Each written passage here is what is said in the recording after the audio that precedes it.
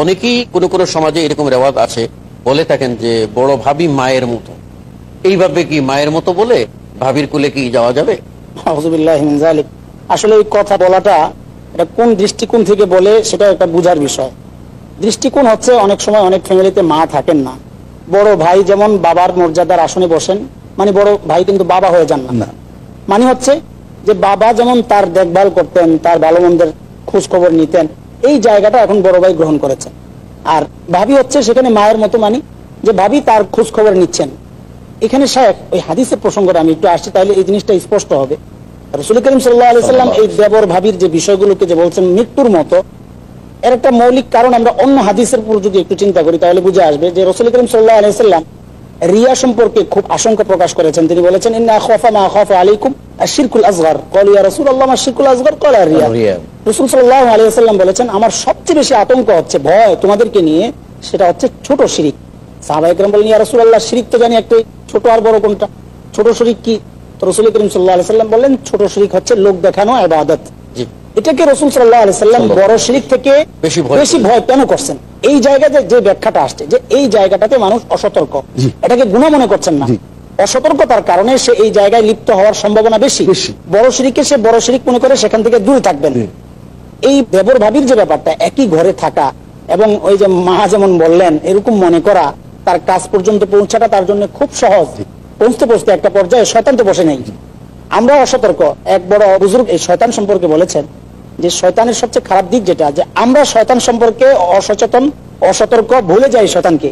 শয়তান কিন্তু আমাদেরকে তো ভালোবাসেন, সে আমাদেরকে কখনো ভুলেন না, সবসময় সে সতর্ক থাকে, কখন সুযোগ পায়।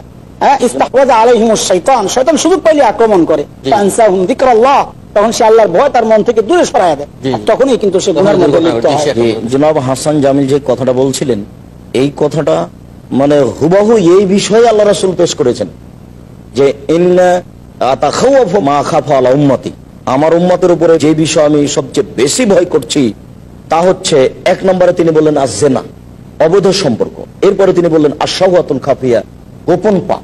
মানে ভাবির সাথে গোপন পাপে জড়িয়ে যাওয়ার আশু সম্ভাবনা রয়েছে। যে কোনো সময়ে একজন যুবক তার ভাবির সাথে গোপন পাপে জড়িয়ে যেতে পারে। কেননা যেই পরিবারে, যেই বাসাতে, যেই বাড়িতে ভাবি থাকে, সেই বাসাতে ওই ছেলেও থাকে।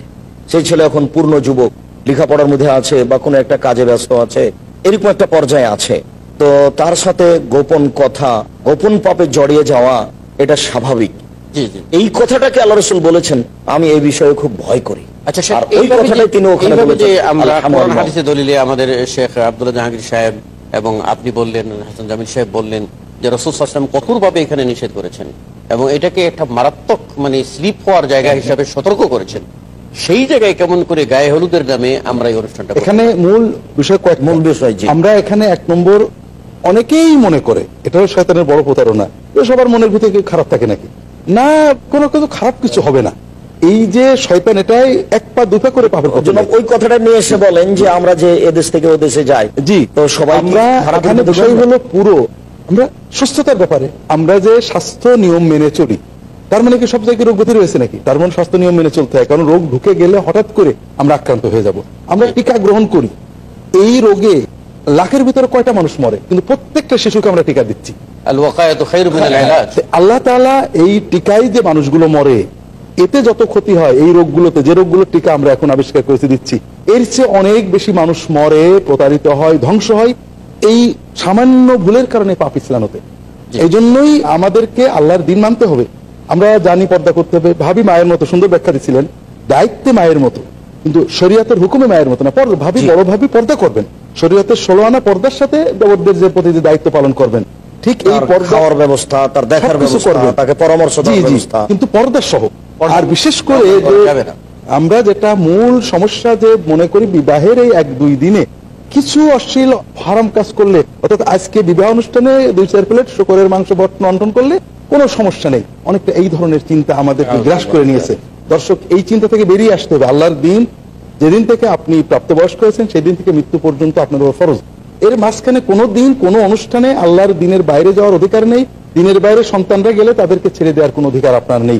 গেলে আল্লাহর কাছে আমাদের দায়ী হতে হবে, এবং আপনার সন্তানের পরিবারই বরকতিন হয়ে যাবে। তাহলে আমরা স্পষ্ট জানতে পারলাম যে এই যে গায়ে হলুদ অনুষ্ঠানটা পুরোটাই আপনার অপসংস্কৃতি। যে অতএব গায়ে হলুদ মাখানো কাজটি এই পর্যায়ে এসে, বা বরের বাড়িতে কনে যাবে, কনের বাড়িতে বর আসবে হলুদ মাখতে, এই কুসংস্কার কাজটি শুধু কুসংস্কার নয়, এটা একটা মহা পাপও বটে। যে এই পাপ থেকে যদি আমরা বেঁচে না থাকি, তাহলে এই পরিবারকে আমরা কখনো এখানে একটা সুন্দর সুশীল পরিবার যে অর্থ ব্যয় হবে। একটা জরুরি বিষয় দর্শকদের হয়তো প্রশ্ন থাকতে পারে যে তাহলে কি আমরা মেয়ের সৌন্দর্য চর্চা অবশ্যই করবেন পারিবারিক ভাবে, ব্যক্তিগত ভাবে, তাকে যেগুলো দিলে হলুদ মাখায় তার হলুদ অনুষ্ঠান নামে কুসংস্কার করা যাবে না। সম্মানিত দর্শক, অত্যন্ত চমৎকার আলোচনা। আমরা যে আলোচনার ভিতর দিয়ে জানতে পারলাম যে যেটাকে আমরা স্বাভাবিক বিষয় মনে করে নিয়েছি, কিন্তু ইসলাম সেটাকে স্বাভাবিক মনে করে নেয় নাই। এটা বরং আপনার বেহায়াপনা, অশ্লীলতার পথ উন্মুক্ত করে দিচ্ছে, এবং অন্যের কৃষ্টি কালচার নিজেদের মধ্যে আমদানি করে নিজস্ব স্বকীয়তাকে বিলীন করে দেওয়া হচ্ছে। অতএব বলবো যে এটি মারাত্মক কুসংস্কার এবং মহাপাপের একটি সিঁড়ি মাত্র। আমরা যদি সেই দিকে আগাতে থাকি, হয়তোবা ওই সিঁড়িতে চড়ে একদিন ধ্বংসের গহ্বরে হারিয়ে যাব। তাই আসুন আমরা এই ধরনের হলুদ অনুষ্ঠানকে আমরা না বলি এটি মারাত্মক কুসংস্কার। আল্লাহ আমাদের তৌফিক দিন। আমিন। আসসালামু আলাইকুম ওয়া রাহমাতুল্লাহি ওয়া বারাকাতুহু।